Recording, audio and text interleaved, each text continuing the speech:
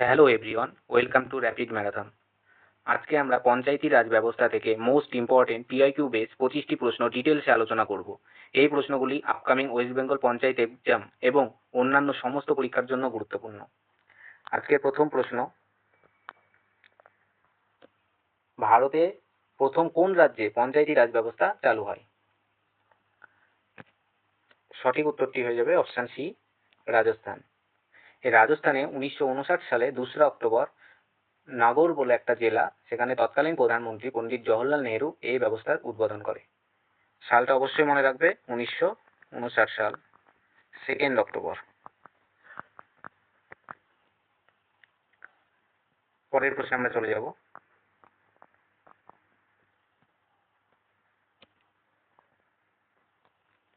দ্বিতীয় নম্বর প্রশ্ন, পশ্চিমবঙ্গে পঞ্চায়েতে মহিলাদের জন্য কত শতাংশ আসন সংরক্ষিত? সঠিক উত্তরটি হয়ে যাবে 50%। এখানে তোমরা দেখতে পাচ্ছ 33% আছে অপশানে। 33% কিন্তু 73তম সংবিধান সংশোধনীতে ন্যূনতম 1/3 কিন্তু মহিলাদের জন্য সংরক্ষণের কথা বলা হয়েছে, যদিও ওয়েস্ট বেঙ্গলে সেটাকে বাড়িয়ে 50% করা হয়েছে। নেক্সট প্রশ্ন আমরা দেখব। কোশ্চেন নাম্বার 3, ভারতে স্থানীয় স্বায়ত্তশাসনের জনক কাকে বলা হয়?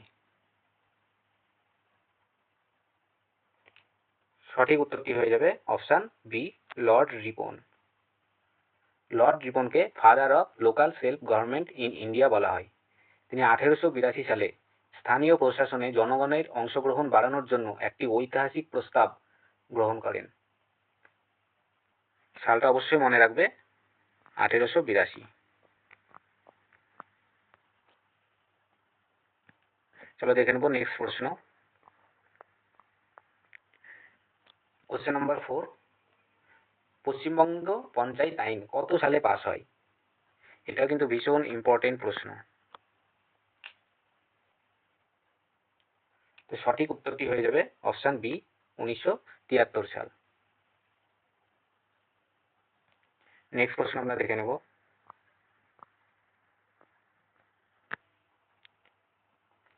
কোশ্চেন নাম্বার 5, পঞ্চায়েত ব্যবস্থাকে কোন সংবিধান সংশোধনীর মাধ্যমে সাংবিধানিক স্বীকৃতি দেওয়া হয়? সঠিক উত্তরটি হয়ে যাবে অপশান বি, 73তম সংশোধনী। ভারতে পঞ্চায়েত ব্যবস্থাকে সাংবিধানিক মর্যাদা দেওয়া হয় 73তম সংবিধান সংশোধনীর মাধ্যমে। এটি পাস হয় 1992 সাল। সালটা অবশ্যই মনে রাখবে, 1992 সালে এটি পাস হয় এবং 24শে এপ্রিল 1993 সাল থেকে এটি কার্যকর হয়। যদি পাস হয় বলা হয় তাহলে সেটা 1992 থেকে, আর কার্যকর হয় ইমপ্লিমেন্টেশন তাহলে সেটা হবে 1993। ভীষণ ইম্পর্টেন্ট, এই দুটো জিনিস মাথায় রাখবে। চলো নেক্সট প্রশ্ন আমরা দেখে নেব।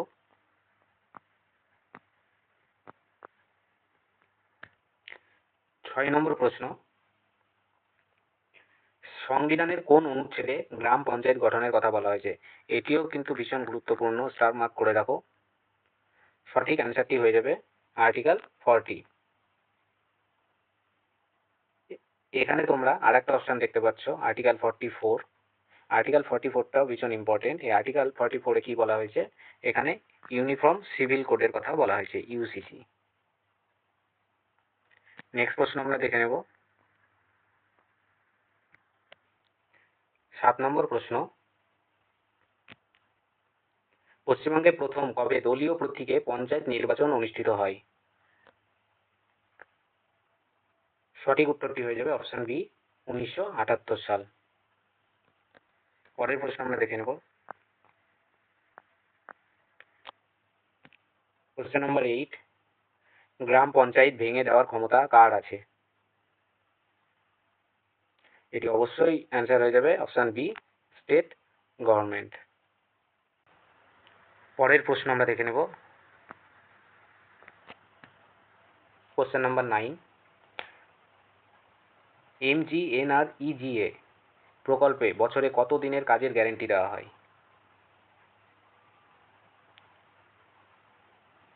সঠিক উত্তরটি হয়ে যাবে 100 দিন। 100 দিনের কাজ বলে যেটা আমরা জানি, অর্থাৎ MGNREGA এটার full form Mahatma Gandhi national rural employment guarantee act, যেটা 2005 সালে অনুযায়ী প্রত্যেক গ্রামীণ পরিবারের একজন প্রাপ্তবয়স্ক সদস্যকে বছরে 100 দিনের মজুরি ভিত্তিক কাজের গ্যারেন্টি দেওয়া হয়। সালটা অবশ্যই মনে রাখবে 2005।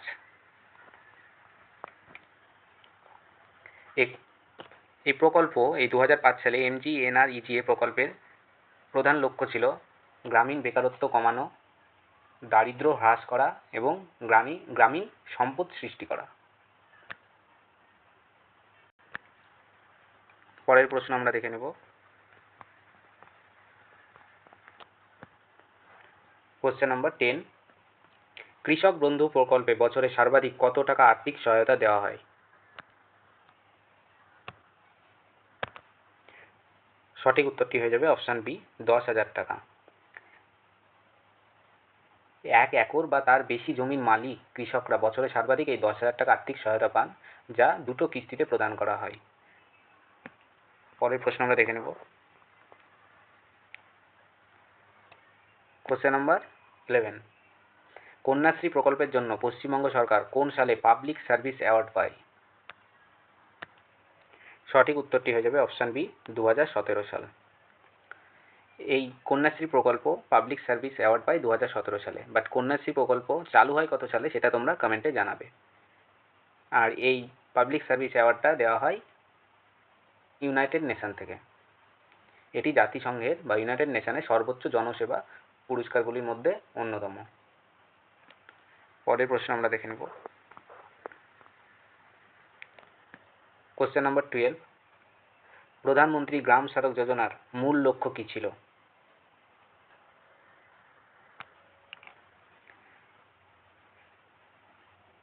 তো সঠিক অ্যান্সার হয়ে যাবে option C, all weather roads to villages, গ্রামে সর্বমৌসুমি রাস্তা নির্মাণ করা। এই প্রকল্পটি চালু হয় 2000 সালের 25শে ডিসেম্বর। মনে রাখবে 2000 সালের 25 ডিসেম্বর। নেক্সট প্রশ্ন আমরা দেখে নেব। কোশ্চেন নাম্বার 13, মিশন নির্মল বাংলার প্রধান উদ্দেশ্য কী? সঠিক উত্তরটি হয়ে যাবে option B, 100% toilet construction and ending open defecation. পরের প্রশ্ন আমরা দেখে নেব।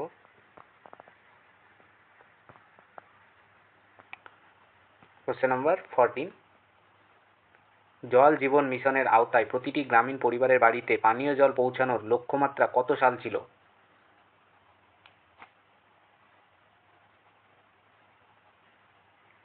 এটি সঠিক অ্যান্সারটি হয়ে যাবে অপশান বি, 2024 সাল। এই প্রকল্পটি জল জীবন মিশন, এই প্রকল্পটি চালু করে সেন্ট্রাল গভর্নমেন্ট 2019 সালে। চালু হয় 2019 সালে এবং লক্ষ্যমাত্রার বছর ধরা হয় 2024 সালকে। পরের প্রশ্ন আমরা দেখে নেব। কোশ্চেন নাম্বার 15, পশ্চিমবঙ্গে অপারেশন বর্গা, ভীষণ ইম্পর্টেন্ট, অপারেশন বর্গা কত সালে চালু হয়? ভেরি ভেরি ইম্পর্টেন্ট প্রশ্ন। সঠিক উত্তরটি হয়ে যাবে অপশান বি, 1978 সাল। এই 1978 সালে বামফ্রন্ট সরকার এটি চালু করে। এর উদ্দেশ্য ছিল বর্গাদারদের আইনি স্বীকৃতি প্রদান এবং তাদের জমি চাষের অধিকার রক্ষা করা। এর ফলে কি ঘটেছিল? এর ফলে ঘটেছিল যে বর্গাদারদের নাম সরকারি নথিতে নথিভুক্ত হয়েছিল এবং জমির মালিক তাদের সহজে উচ্ছেদ করতে পারতেন না এবং কৃষি উৎপাদন বৃদ্ধি পায়। পরের প্রশ্ন আমরা দেখে নেব। কোশ্চেন নাম্বার 16, পশ্চিমবঙ্গে স্টেটস অ্যাকুইজিশন অ্যাক্ট কত সালে পাস হয়? এটাও ভেরি ভেরি ইম্পর্টেন্ট প্রশ্ন। স্টেটস অ্যাকুইজিশন অ্যাক্ট, এই স্টেটস অ্যাকুইজিশন অ্যাক্ট পাস হয় 1953 সালে। পরের প্রশ্ন আমরা দেখে নেব। কিষাণ ক্রেডিট কার্ড প্রকল্প কত সালে চালু হয়? কিষাণ ক্রেডিট কার্ড, কিষাণ ক্রেডিট কার্ড প্রকল্প চালু হয় 1998 সাল।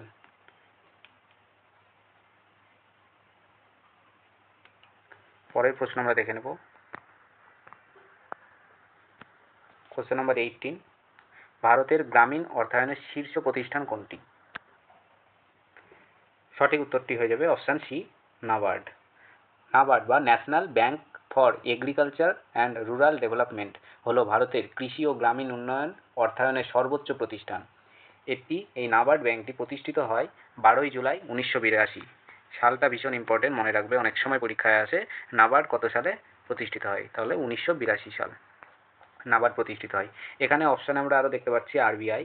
আরবিআইকে বলা হয় ব্যাংকার্স অফ ব্যাংক, মানে ভারতের সমস্ত ব্যাংকের ব্যাংকার বলা হয় আরবিআইকে। আরবিআই প্রতিষ্ঠিত হয় 1935 সালে এবং জাতীয়করণ করা হয় 1949 সালে। আর এসবিআই দেখতে পাচ্ছি, এসবিআই হচ্ছে largest public service bank in India, SBI. আর এখানে অপশান ডিতে সেবি রয়েছে। সেবিটা পুরোপুরি stock exchange board of India, যেটা স্টক মার্কেটকে কন্ট্রোল করে। পরের প্রশ্ন আমরা দেখে নেব। কোশ্চেন নম্বর 19, গ্রামীণ এলাকায় মাইক্রো ফাইন্যান্স মূলত কার মাধ্যমে পরিচালিত হয়? তো সঠিক উত্তরটি হয়ে যাবে স্বনির্ভর গোষ্ঠী বা self help group, option B. এই স্বনির্ভর গোষ্ঠীটি 10 থেকে 20 জন সদস্যের একটি ছোট স্বনির্ভর গোষ্ঠী, যেটা লক্ষ্য হচ্ছে দরিদ্র গ্রামের যে দরিদ্র পরিবারের আর্থিক উন্নয়ন করা, মহিলাদের স্বনির্ভরতা বৃদ্ধি এবং ক্ষুদ্র ব্যবসা ও কর্মসংস্থানের সৃষ্টি এবং ব্যাংকের সাথে সংযোগ স্থাপন করা। পরের প্রশ্ন আমরা দেখে কোশ্চেন নম্বর 20 দেখে নেব। অঙ্গনওয়াড়ি কেন্দ্রগুলিকে আধুনিকীকরণ এবং শিশুদের প্রাক প্রাথমিক শিক্ষা দেওয়ার জন্য পশ্চিমবঙ্গে কী নামে তৈরি করা হয়েছে? তো সঠিক উত্তরটি হয়ে যাবে অপশান বি, শিশু আলয়।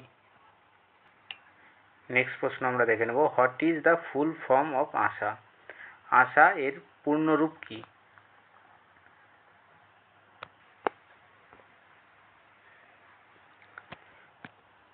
এর সঠিক উত্তরটি হয়ে যাবে option A, accredited social health activist. Next প্রশ্ন আমরা দেখে নেব। প্রশ্ন নম্বর 22, সমতল এলাকায় একটি পিএইচসি সাধারণত কত জনসংখ্যার জন্য স্থাপিত হয়? এই পিএইচসির ফুল ফর্ম হচ্ছে প্রাইমারি হেলথ সেন্টার। এটি সমতল অঞ্চলে একটি পিএইচসি তৈরি হয় 30,000 জনসংখ্যার জন্য এবং পাহাড়ি এবং দুর্গম এলাকায় জন্য এটা তৈরি হয় 20,000 জনসংখ্যার জন্য। তো অপশান সি হয়ে যাবে আমাদের সঠিক উত্তর। নেক্সট প্রশ্ন আমরা দেখে নেব। কোশ্চেন নম্বর 23, উপস্বাস্থ্য কেন্দ্র পরিচালনায় দায়িত্ব মূলত কার থাকে?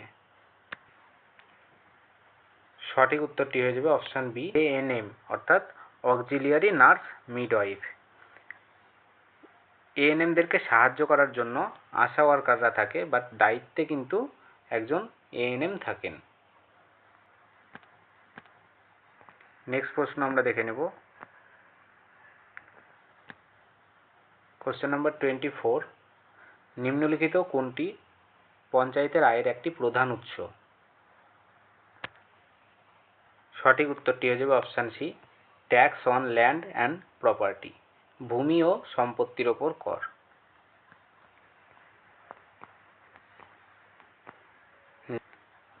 Question number 25, Balwant Rai Mehta committee কত সালে গঠিত হয়? অ্যান্সারটি হয়ে যাবে অপশান বি, 1957 সাল। থ্যাংক ইউ সবাইকে। ভিডিওটি ভালো লাগলে লাইক করবে অ্যান্ড কমেন্টে জানাবে এবং চ্যানেলটিকে অবশ্যই সাবস্ক্রাইব করতে ভুলবে না।